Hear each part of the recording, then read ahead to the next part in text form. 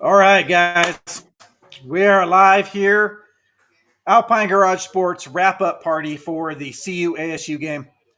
Had to take about 15 minutes after the game and get a fresh beer. My throat is killing me because of all of the talking. I'm not used to this 4-hour nonstop talking fest. But it was a lot of fun. This game was a lot of fun. And as much as I would love to blow teams out, Greg, by the way, we have a guest on our channel, which we have a lot. His name is Son of a Bunch, Greg, one of my dearest friends, and also a big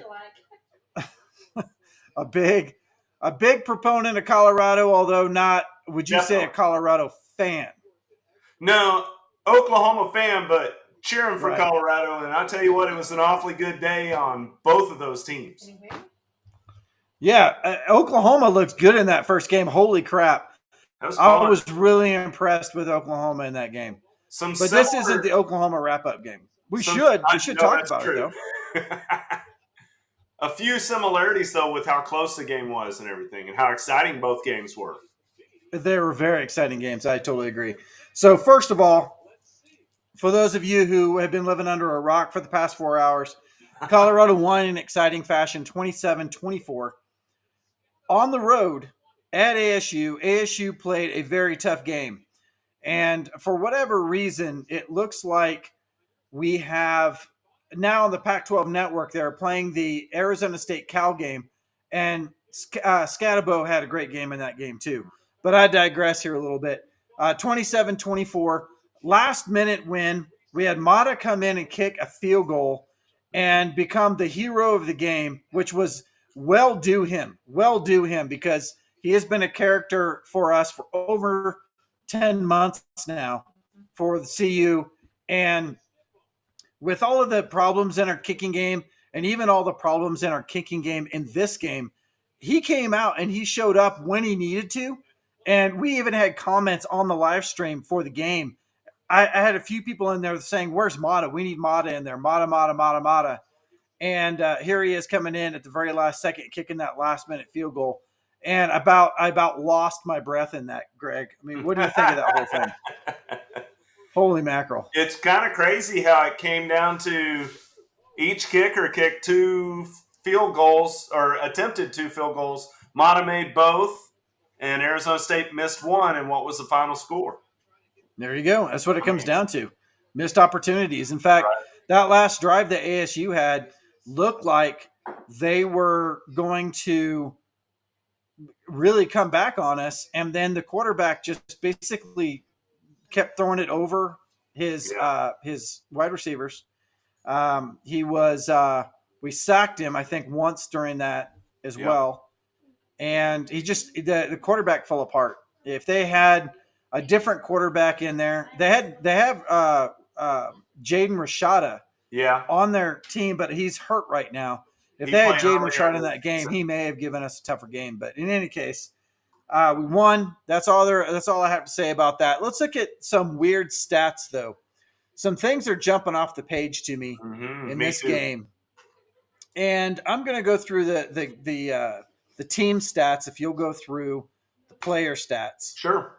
But if I'm looking at it right now, and time of possession was very, very, very, very unbalanced. Arizona State had almost 35 minutes with the ball, and we had 25 minutes with the ball. They had it for 10 more minutes than we did, and they weren't able to do anything but just eat clock. And that's what they did. They weren't hurry-up offense most of the game. They wanted to try to take the ball out of Shedeur's hands, and they did. They took it away for 10 extra minutes, but it didn't affect the game. So, I mean, if we had had the ball for 10 more minutes, we would have won by a lot bigger score. Right. But they kept the game close just literally by sitting on top of the ball. Yeah. As far as yards are concerned, we didn't even get 300 yards of offense. So we were 295 yards. They were 392. Wow. They had much better offense than we did from the standpoint of yardage was concerned. We had 72 plays. They had 79. We had the majority of the plays most of the game until that last part of the fourth quarter, and they came back on us with the amount of plays. We had yards per play was 4.1. Theirs was 5, so that's very similar. We had 19 first downs. They had 25, so they came back on us on first downs. Uh, Passing first downs, we had 12. They had 16. And then third down efficiency is where we got killed in this game.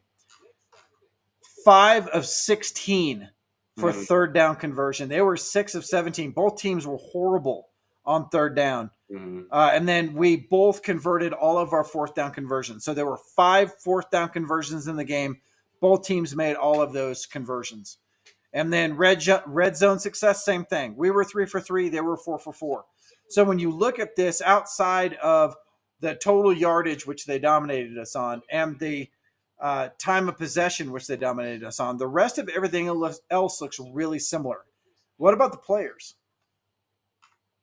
It's amazing how much the stats are mirroring each other. How many the rushing attempts, the passing attempts. It's uncanny how close. Of course, it was a close final score, so I suppose some of that makes sense. If I had put a blindfold on and made you ask, or how many yards did Scatabo get? If someone had done that to me, I would have said, "Oh, he definitely got over 100 because he had several good runs, but he didn't ever bust a big run. I don't know how explosive he is. He's just tough. He's a tough runner between the tackles, tough to bring down.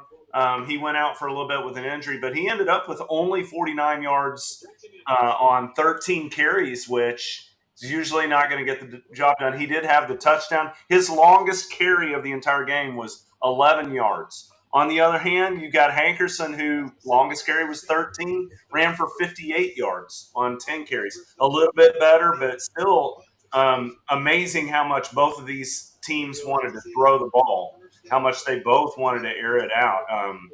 I think, I'm looking at it right now. Arizona State attempted 49 passes. That's crazy town. And, I know. I mean, that is crazy. There's no way I would have anticipated or predicted that. Some of that was game script at the end where they had to air it out, but still, 49 attempts is incredible. 335 passing yards is respectable. Sanders didn't have his best game probably because of the pressure. He had some sacks. I think he was looking over his shoulder a little bit, and then there were a couple spots where the receivers needed to help him out a little bit more. But and would you have guessed that Antonio was our top receiver in this game? Would you have guessed that? Yeah. So would I have guessed it before the game? No. Would I have guessed it after the game? Absolutely. I mean, He came in and he showed up like Omarion Miller did last week. Yeah. And he was our saving grace in the fourth quarter. It always seems like in the second half, someone steps up and for the receiving crew, somebody steps up and makes the game for us. And in that particular case, it was Javon Antonio. Now, beforehand, when we got Javon Antonio to begin with, we knew we had a stud because, I mean, he's 6'4", 225. Right. And he's just a big physical back. And then recently there's been reports that he's been practicing with the tight ends. Yeah. So they're maybe trying to convert him to a tight end as well. He looks like a tight end. He's as big as a tight end. Yeah. So, and he's got good hands. Yeah. And I know that a lot of people have been asking for a 2 tight end set, at least a couple of them, where we can actually have that in our bag, in our quiver. And it would be great to have Javon Antonio as that second tight end. But anyway, I digress on that. Yeah. There was a lot of play on him this week is what I was getting at. There was a lot of play in practice, a lot of talk about him. People were talking him up. He hasn't really shown up in games a lot, meaning he hasn't really produced a lot in games.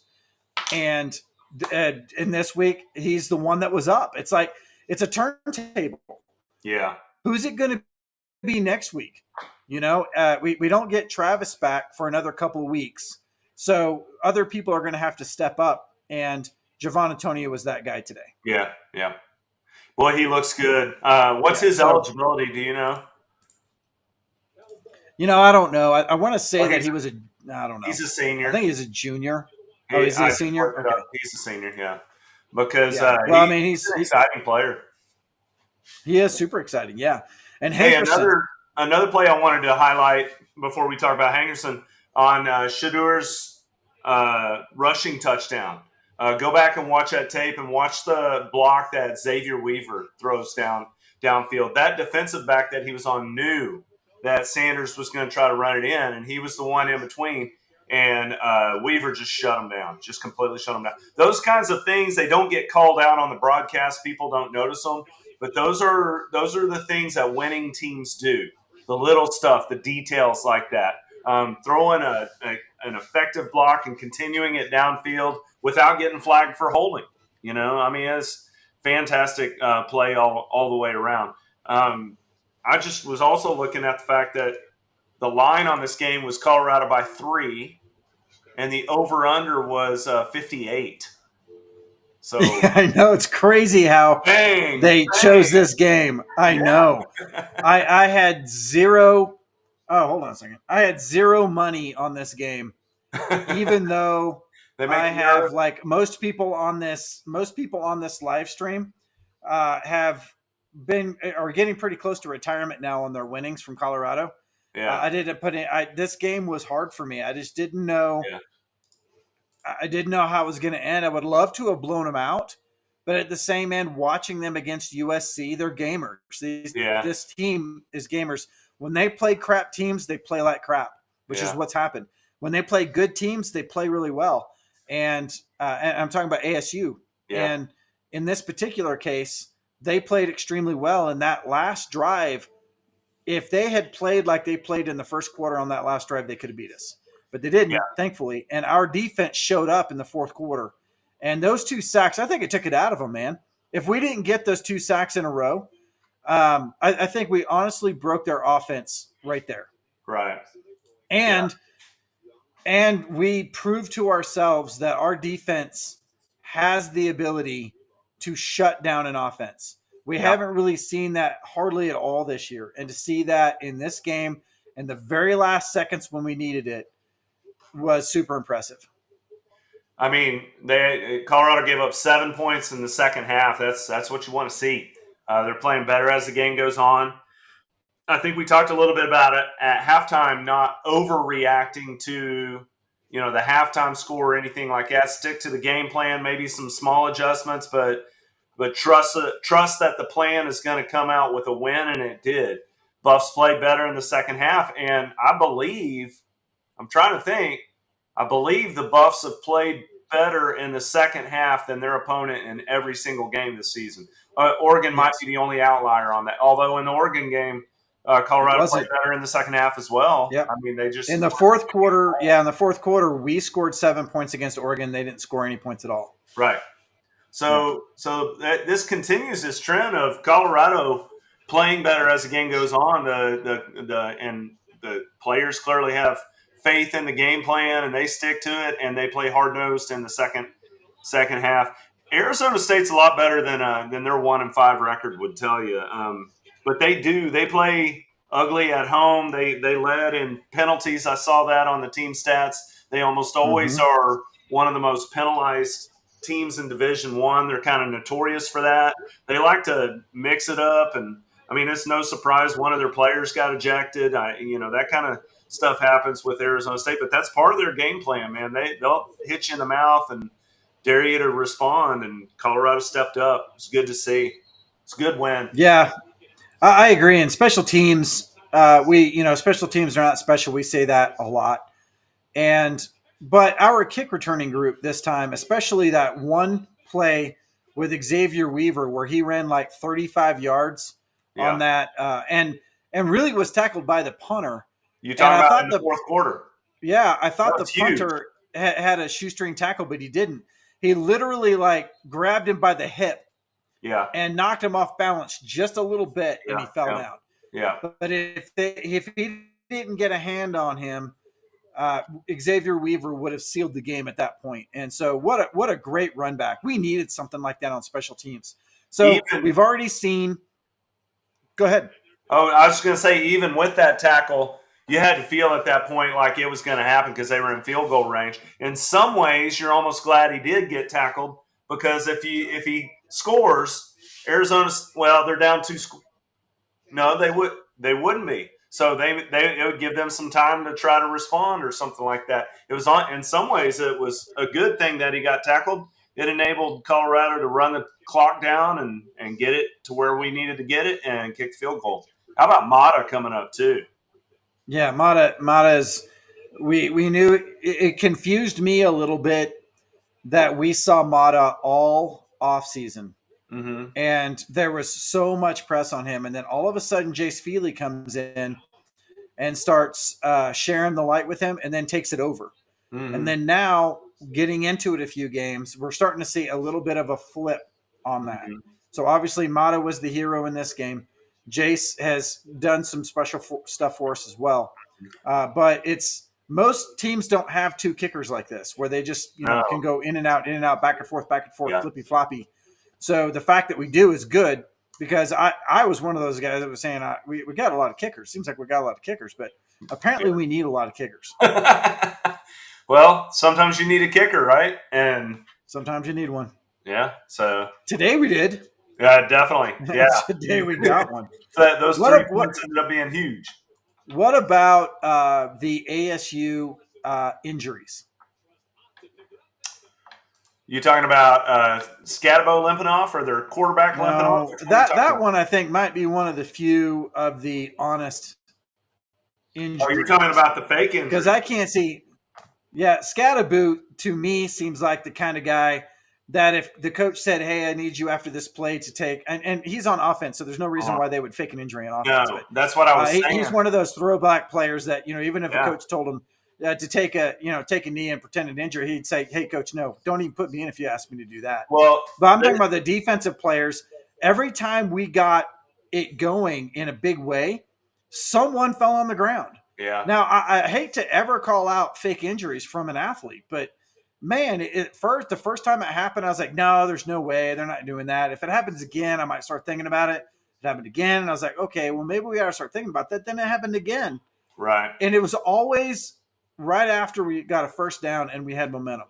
It'll be interesting to go back and rewatch, take a note of some of those defensive players that had some of those injuries and keep a little note off to the side, see how fast it takes them to get back in the game. You have to sit out for one play by rule. Mm-hmm. How many of them came back in like 1 or 2 plays later? That would probably tell you right there. If any of them were over there on the sideline stretching out, a cramped leg or something like that, that's a little different. No, earlier it was hot. Well, yeah, I guess and anything's possible. I would hope they wouldn't do that, but teams do that sometimes when they want to slow down a drive. Yeah, it's fair game. It's fair game. So they're taking a page from the CSU playbook. Yeah. And there was people on the live stream talking about how Dan Lanning was sending in the plays for Kenny Dillingham because he coached for Oregon last year. Mm-hmm. Gave him the playbook to try to beat us, and that's probably going to come out somewhere. Someone's going to say that. Yeah. But I mean that's football. Right. Coaches call coaches all the time. It may not be head coach to head coach, but it could be other coaches on the team given information and stuff like that. It's just part of football. Mm-hmm. And Coach Prime's got a lot of connections too, so hopefully he's doing the same thing, and we're getting an edge there as well. Yeah. But let's talk about the running game for Colorado for a second. What would you say? How would you grade our running game? And grading, keep in mind that grading is not only hard to do, but it also makes the comments start on fire. So let's think about that for a second. People react to grades, huh? Great. People don't like grades, Greg. Come on. I think more than anybody that people don't like grades. So, but I think we need to grade it because I think we're harder on our running game than there needs to be. So I've already got my grade, but I want you to go first. Well, I'm going to tell you, if we're going to run for 58 yards a game, that's not going to turn out well a lot of the time. And so I would not give it just an outstanding grade. I would probably float somewhere in the B- to C+ range. I do like that Hankerson had over 5 yards a carry. That's what you want to see. Anything over 4 is good. And he looked effective. Dylan Edwards seemed to just kind of get swallowed up. I think he averaged somewhere around 2 yards per carry. He's got the speed to break it, and I know that's what they're trying to do. But they kept running him up the middle. I'd like to see him a little more in space and let him use that speed to his advantage. And then beyond those two guys, there just wasn't much happening at all. Hankerson is solid and dependable as always, but I would not say that this game was won because of the running game. It was effective enough that it kept the defense honest and enabled Sanders to complete some of those passes. So it's a passing grade, but it's not a good grade. So I would put it at a C plus, B minus, right in that range. Yeah, I think I would probably give it a solid C. And the reason why I say that is we didn't have a lot of yards. Early in the game, it looked really good. Like Hankerson was getting open. The offensive line was blocking for him. He got 2 or 3 runs right up the gut, and he got like 8 yards on each run. I think his 13-yard run was in that set. His longest run was in that set. And early on, we looked really good. For some reason, we switched to Dylan Edwards to go up the middle, and he kept getting swallowed up. Now, I'm not going to put that on Dylan because the holes weren't there like they were for Hankerson. So, but he doesn't really. If there's not a wide open hole past that defensive line, he doesn't stand a lot of chance. He's got to get back into that second layer if he's going to do his thing. And if he does, he can pick up a whole lot. He can juke a linebacker out of their shoes. Yeah. But he's got to get past that line. So somewhere along the line stopped blocking on the run. And I don't know if it was the way the offense was designed, like an RPO or something like that. And so they were pass blocking when they were trying to run. I have no idea what happened there. I haven't looked at the film yet. But I would say a C because when we looked good, we looked really good. Yeah. When we looked bad, we looked really bad. Yeah. Now, if you look at it, we had 30 rushing attempts and 42 passing attempts. So not quite as balanced as I would like. And unfortunately, I don't have the page that I need to show me how many rushing attempts Shedeur had. But if you take out the sacks, the negative plays that Shedeur had just because he got sacked, you take out some of those, we're probably more honestly like 25 rushing attempts to 42 passing attempts. And you're reading my mind. The page I'm looking at also adds in his sacks, and it's hard to see, but he was definitely part of the run game tonight, and that's maybe why I'm giving him a little more credit. I think his longest run of the night was around 16 yards, somewhere just shy of 20 yards or something like that. How many yards? Look and see how many yards net he had. It's probably going to be a push because he got sacked a couple of times and lost like 12 yards on a sack. But I bet you it's a push. But when Shedeur did the honest runs, when he honestly ran, he's lights out, man. I love watching him run. It scares me a little bit, but I love watching him run.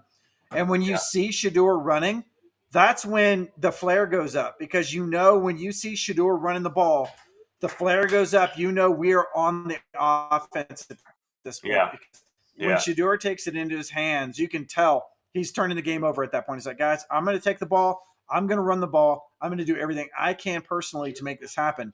And then he took Javon Antonio and lashed himself to Javon Antonio there for a little bit with that one series and started crushing it. It was just him and Javon. So we get into these patterns that are, I don't want to say predictable, but when I started to see him run, and I think we even stated that, or I stated that on the live stream, we need Shedeur to run the ball because that is the catalyst that we need in the fourth quarter to push us forward. Every time it happens, every time we get the push. And we did this time, and thank God for Shedeur Sanders. Good Lord, man. Thank God for that guy. Even though he has an offensive line that is suspect, and even though he got the crap beat out of him in this game, he was a stud, came back, and he's the reason why we won this game. He's not a kick the game-winning field goal, but he was the 100% reason why we won this game. Yeah, for sure. It's a good team win at a place that's tough to play. I mean, USC had a tough time playing there as well. Arizona State plays well at home. There's no doubt about it. His Shedeur Sanders net is -17. How many sacks do you think that Arizona State had?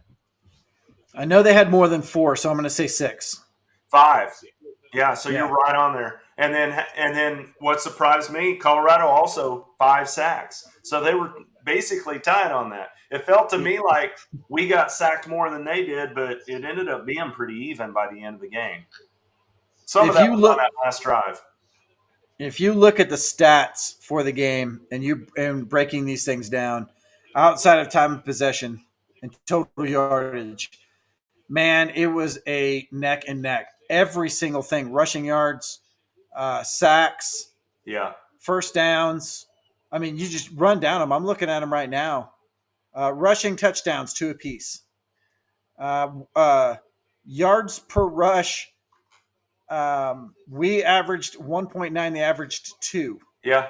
And this is with sacks in there, obviously. If you had shown someone these stats and covered up the score and just said, here's what the stats are, who won the game, most people are going to say Arizona State won that game. Right, right. 10 minutes of time of possession more So and that means 100 yards more. it came down to big plays. Who executed the big plays? And Colorado's the one who executed those big plays down the stretch. That return by Xavier, and Yep. there was a few others in there as well that were the touchdown run by Shedeur. I mean, all of those were big, and the kicking, like we said at the very beginning, Mata hit his 2 field goals, and the Arizona State kicker missed one of his, and that ended up being the final Mm-hmm. score. Incredible Yeah. game. How about defensive line? Um, you know, All right, chat. You're gonna let pop up in here, chat. Pop up in here. 5 sacks is I mean, that's great. That's what you want to see. They've got to continue to get better. Let's put it that way. They've got to continue to gel and get better. And Did really, you?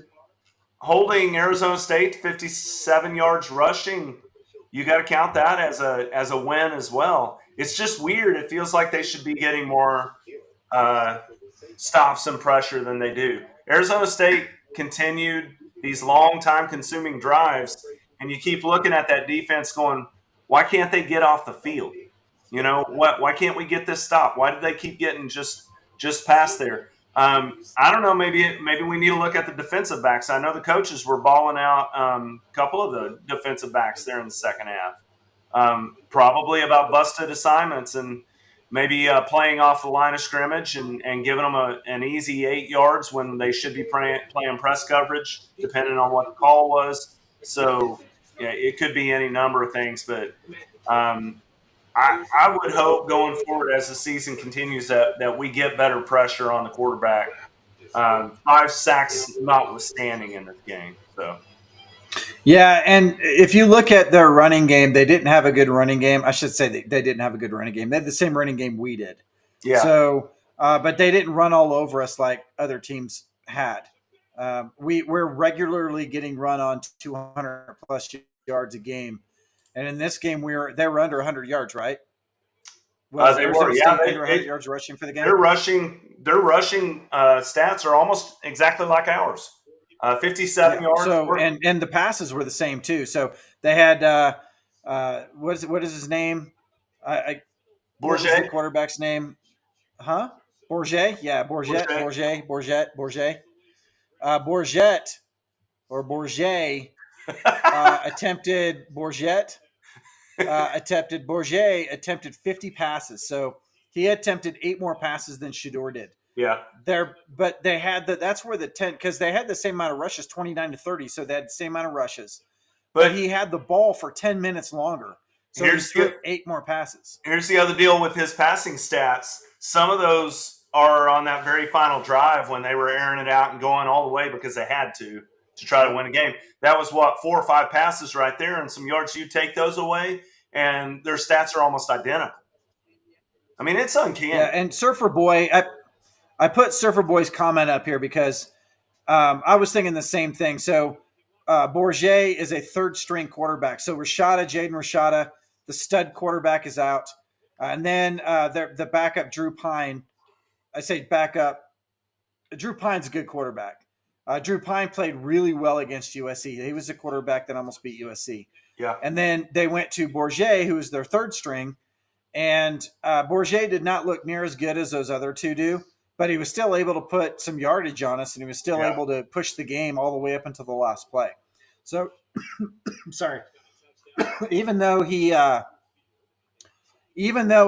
didn't do what he needed to do in the last series for ASU to win the game, he kept him in it. So you got to give him that.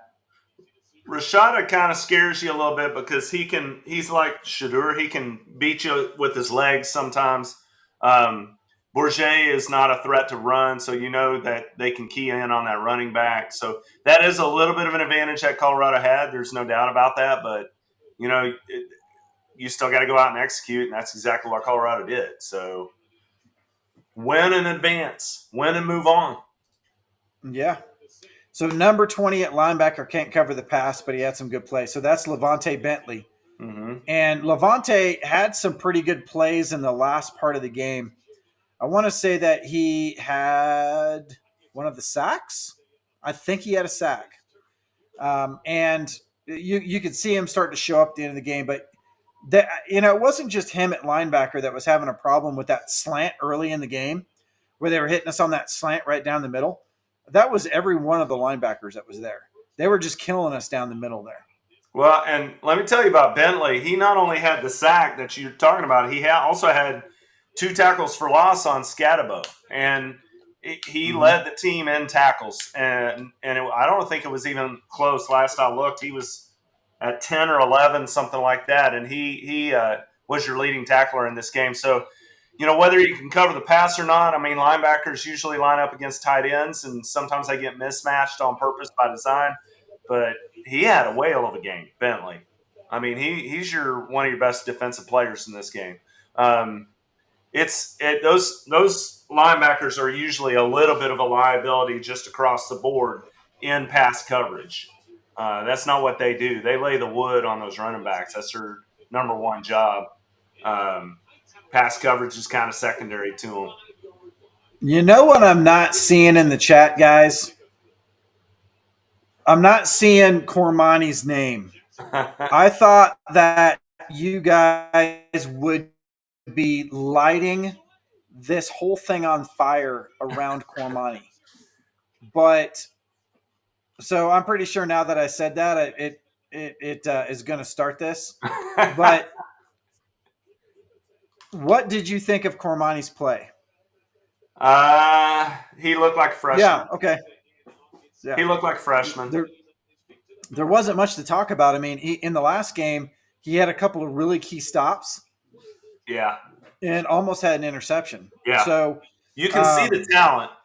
He's big, long, and lanky. He's fast. He's got good instincts, but he's playing a little bit like a freshman. That may be why. Remember how early in the season we kept coming into these chats and people were like, "Where's Cormani McClain? Why isn't he playing more?" Well, this is why.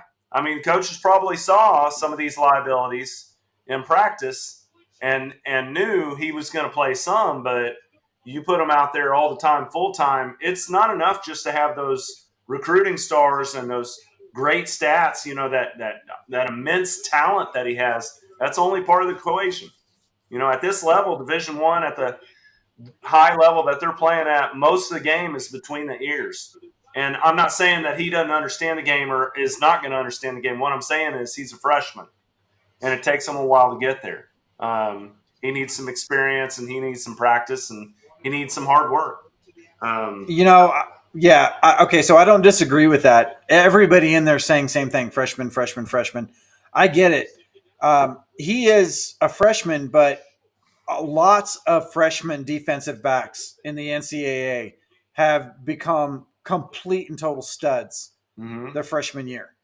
I mean, you could name 100 of them right now. Guys that came out of high school, DBs that showed up immediately playing defensive back. So, and him coming out as a 5-star and having a good limited game before this, or maybe even a couple of good limited games before this on small plays, I would expect him to come out against ASU. We're not talking like we're playing Utah or something. I would expect him to come out against ASU and just shut people down. I honestly was thinking if he was playing a lot tonight, that he was going to be shutting people down. And I didn't see one time he shut anybody down. No. In fact, they were throwing on him a lot, which really seems weird to me. No, they were picking on him a little bit. I don't know if he ended up logging a tackle or a pass breakup, either one. But last I checked, I'm sure he did. Last I checked, in the third quarter, he hadn't logged a tackle yet, or a pass breakup. He might have logged a pass breakup. I don't know, but yeah. Well, I don't want to. Go ahead. No, go ahead. He's just got to get more consistent, get some experience. Yeah, I'm not trying to dump on him. I think, our defensive backs in general, they caught some passes, but seeing what happened in the last game, I was totally expecting against ASU that he would have been a star. Right. The fact that he wasn't is surprising, but yeah. In any case, that's him. He'll get better as time goes on, and he'll end up being one of our best defensive backs. And we have Stanford coming up. I mean, there's a good opportunity for him and the rest of the defensive backs to shut down Stanford. So I'm you know what that means for Stanford?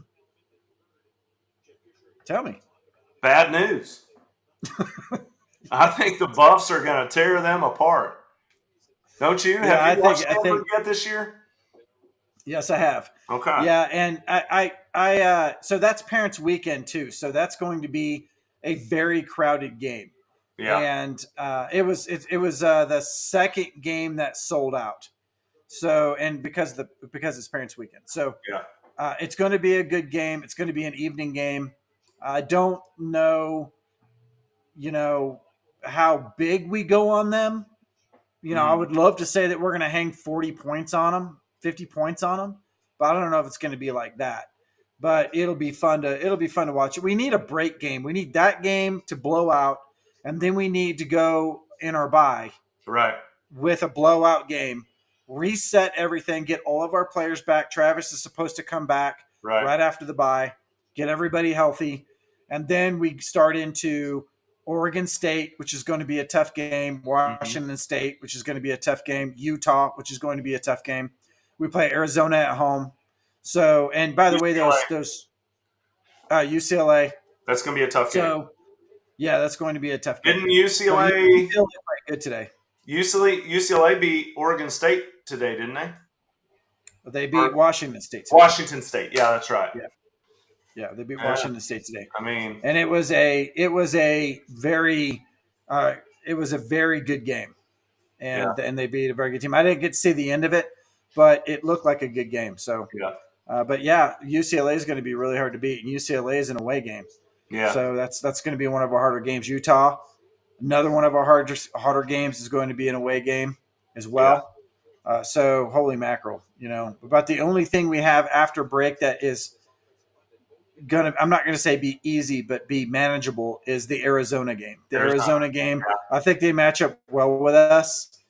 The other games, we got to get if we get our healthy players back and we're healthy going into these games, we stand a chance to beat these teams. Well, and that's the other thing about the Stanford game. You just want it. Obviously, your first goal is to win, but you don't want any injuries either. I mean, it made me hold my breath a couple of times with Shedeur Sanders tonight because Arizona State, crazy things happen in that stadium, and I'm not saying they're a dirty team, but they play tough. That's just a reputation that they've always had. And you just hope nobody gets injured or hurt or anything like that from that game. Same thing with this Stanford game. Stanford is not like Arizona State, but let's get to the bye week. And if we're 5-2 into the bye week, I mean, that's outstanding and healthy, getting everybody back. Somebody is saying in the chat that Arizona is killing USC right now. What? I got to go look that up. That would be. Yeah, I'm going to look that up right now. Well, yeah, they're not. I don't know if they're killing them, but it's 10-0, which is surprising. 10-0, second quarter so they just started the second quarter, and it is they just started the second quarter 10-0.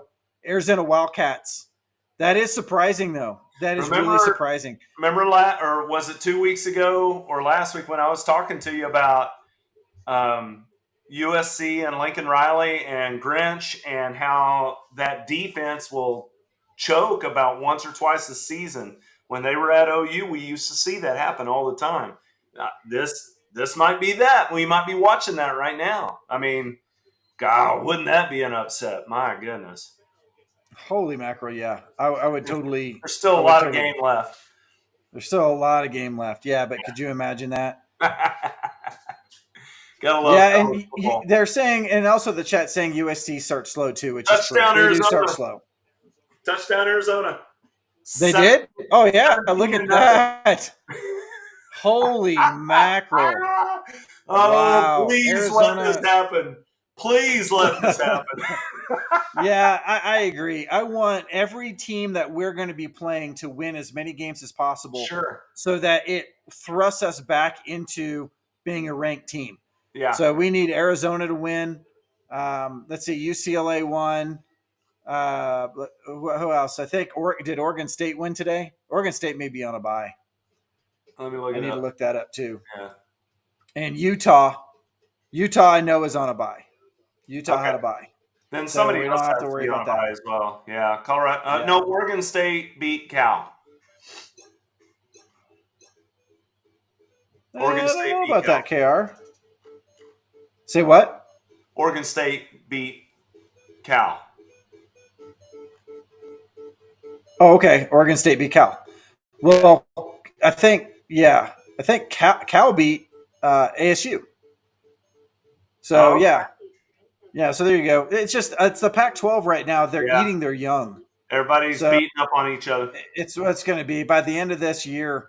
I mean, you think USC is going to be, at the beginning of the season, everybody thought USC was going to be Pac-12 champs again, or be Pac-12 champs, and maybe Utah was going to give it up to them. Yeah. But now USC looks like they're not. They don't have the fortitude probably to pull that off. Utah still does. Washington just looks freaking unbelievable. Yeah, they Washington looks really good. Yes, they do. I am certainly glad we don't play them until the Pac-12 I'm starting to buy in on them. Boy, that Washington-Oregon game is going to be a lot of fun. Yeah. All right. Well, do you want to give a little bit of color on the OU Texas game, because this is a Colorado channel, but we're also a college football channel, and if you guys did not see the OU Texas Red River rivalry game, you have to go back and watch this game. It was fun. I'm not even going to tell you the score or who won, but holy crap, I was tweeting that out all day just because it was like I couldn't believe blocked punt. Yep. Blocked punt for a touchdown. Then you had fake punts. Fake punt. Yeah, you had fake punt for a first down. Crazy you had interception, like 2 or 3 interceptions in the first quarter. Yeah. By OU. Bang. And it back and forth, and Texas being the number 3 ranked team in the country. Yeah. Just an awesome game. So what do you think about that game? It was similar in some ways to what we just watched, because if you covered up the names and looked only at the stats, the yardage, the passing, things like that, you would have said that Texas won the game. Because they had better yardage, better rushing, everything better than OU. The difference was the same thing with Colorado, executing big plays that really mattered. There were some big. That's exactly what happened. Yeah, that was the key to the game for both of our teams. So that was a lot of fun. Yeah, and the OU quarterback, help me out here. Dylan Gabriel. Yeah. Dylan Gabriel looked like a stud in that game. Yeah, he's just playing unbelievable. He's playing well. He missed the game last year when OU got blown out. Mm-hmm. So this was his coming back in revenge against Texas. And that game, I watched that game. I think that game was being televised on one of the national channels, ABC or something like that. Yeah, right. But I watched it on ESPN because I guess ESPN had rights to show it on ESPN2 with commentary from a couple of the ESPN guys. I'm trying to remember who it was now. Herb Street. But they did a really good job. No, it wasn't Kirk Herbstreit. It was Pat McAfee. It was Oh, Pat okay. McAfee and a few other guys, a few college football players that came back to announce for the game, and they had some special guests and stuff on the sideline. It was a sideline show, and the back and forth just drained them. Like every single time OU would score, everybody would be like, "Yeah, I told you OU was going to win this game," and then Texas would come back and score, and then everybody's like, "Oh no, I knew Texas was going to win," and so it was a little bit crazy, Yeah. but at the same end, it was a lot of fun. So. But I think, Greg, any parting words for CU going into this short week before Stanford? Like we said, never take your opponent for granted. But honestly, if Colorado takes care of business, should be a fun night against Stanford. Stay healthy, get into that bye week, and take a deep breath and go into the next part of the season. It is a fun team to watch. Colorado is, and they're getting better. And I love the fact that they, in every single game this year, they play better as the game goes on. They play better in the second half. That's a well-coached team. Yeah, so KR came in and said something here. Said CU lines are average, but you can't transfer those guys easy. So I think at the end of the day, at the end of this broadcast that we're doing right here, it comes down to what do we need to do? We're still alive in the Pac-12. We're still alive in college football with only 2 losses to our name. There's going to be a lot of 2-loss teams. Mm-hmm. So, especially with the way everybody's just kind of cycling through this thing. So we're not out of this, especially in the Pac-12. But our offensive line is not going to give Shedeur time right now. What do you think we can do, Colorado can do to try to change that? We can't go and grab a bunch of people and bring them in. What can we do here? Oh no, this is not a new problem at all. There's a lot of teams that scheme around bad offensive lines. When you realize that you're going against a team and your offensive line is badly mismatched, your play calling can totally change. You got to get the ball out of the quarterback's hands quickly. That means a lot of sideline stuff, a lot of turn and dump, a lot of shuffle passes, a lot of short stuff to the tight end right over the line. I liked the fact that Colorado tried a couple of screen passes tonight.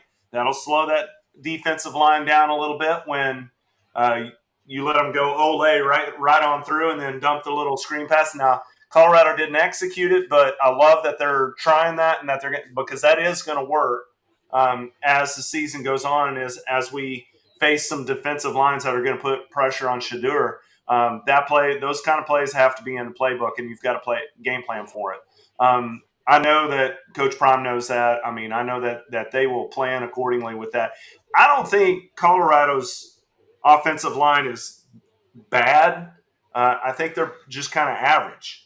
That Green tonight for Arizona, I mean, he had himself a whale of a night. He was owning whatever tackle was matched up against him, but for the most part, they did okay. 5 sacks isn't ideal, and that pressure's been there all season long. You can scheme around a little bit, but at some point, it is what it is. Yeah. So, do you take some of your defensive linemen and turn them into offensive linemen? Not at this point in the Bring season. Bishop in there. No, not at this point. That was more of a joke than anything. That would not work. I mean, we're not all that great on defensive line right now, anyway. But Well, I agree with that statement. It's It's similar. It's similar to what we talked about when we were talking about the other games. Is that Shedeur's got to get the ball out fast, and if we can make it to where, like you're talking about with screens, but even that 2 tight end set that we were talking about earlier with Javon Antonio. He was practicing with the tight ends for a little bit. And so obviously Michael Harrison catches the ball when we throw it to him. So why would we need Javon Antonio to step into that role?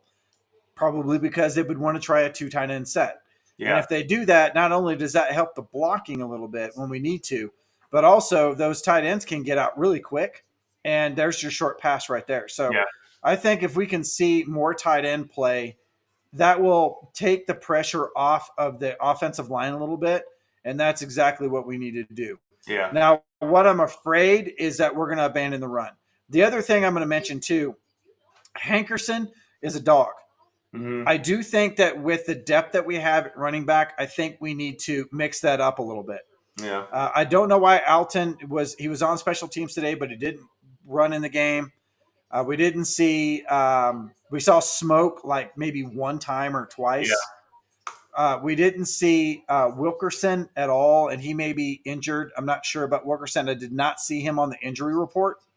Wilkerson can be a little bit I kind of see him a lot like Hankerson. They run very similarly. Then you have Offerdahl. I mean, we haven't really run Offerdahl at all, but he has a 5.5-yard average. He only ran twice. But what I'm saying is that you've got a lot of backs that can do a lot of things. Why not mix them up? Why are we not mixing them up even more than we are right now to try to find a magic combination? Every single time we try a new player in the game, and it's usually with wide receiver, right? Like Omarion Miller, we tried him, blew it out. Just absolutely just crushed it, right? Javon Antonio in this game, second half, comes in, crushes it, right? Now, he's not new to the game, but he hasn't played a lot. Why not do that with the running backs? We tried Smoke once, but we didn't try him again. So get some more of these guys in there, and let's really try to open up this running game. Do the 2 tight end set, get that going, get the ball out of Shedeur's hands faster, give this offensive line a little bit of a break. And if we do that, maybe we can actually get something done on offense even better in the first and second quarters. Yeah. That's what I'm saying. I'm not a coach, but at the same time, I think we all can see it. And it's got to be different than what we're doing now. And this is what we're talking about right now is different than what we're doing now. Right. Yeah. No, I think you're dead on with that. And I know people don't love the run game. The run game's not sexy, but every time we were getting those little 3-yard runs, I was loving it because it kept Arizona State's defense honest. It kept them from it made them step in and enabled some of those receivers to get behind them. And that is absolutely necessary in any offensive attack. You've got to have some balance there. I totally agree with you. I hope what we saw tonight is as unbalanced as it ever gets. You know what I mean? Like as with the passing yardage versus the rushing yardage, because you've got to have balance against some of these teams like UCLA or Oregon State. You're not going to be able to beat them being one-dimensional. I agree. All right, Greg, any other parting words? No, man, let's just live it up. It is a great night in Colorado, and it is a great night in Oklahoma. Yes, it is. Both teams had great wins today. I'm not going to bed till 5 a.m. Yeah, there you go. Colorado now. Colorado is 4-2. 4-2. Great start to the year. Unbelievable start to the year, knowing that now we finally got over the hump and we beat.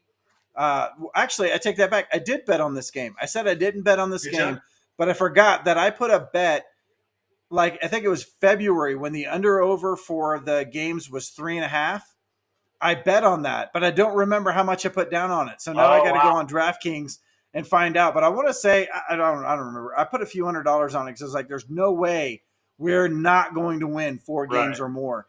So actually, fist pump right now. Nice. Yes, nice. It worked out. You got pretty decent odds on that back in February. Yeah. I mean, it wasn't like I'm not gonna go out and buy a new Bronco or anything. But yeah, I knew we were gonna win more than 3 games. I think every single Buff fan, every single Coach Prime fan put money on that under over wins, and every one of us won that. Now, every one of us won that. So congratulations to everybody in the chat over here. Everybody in the chat over here.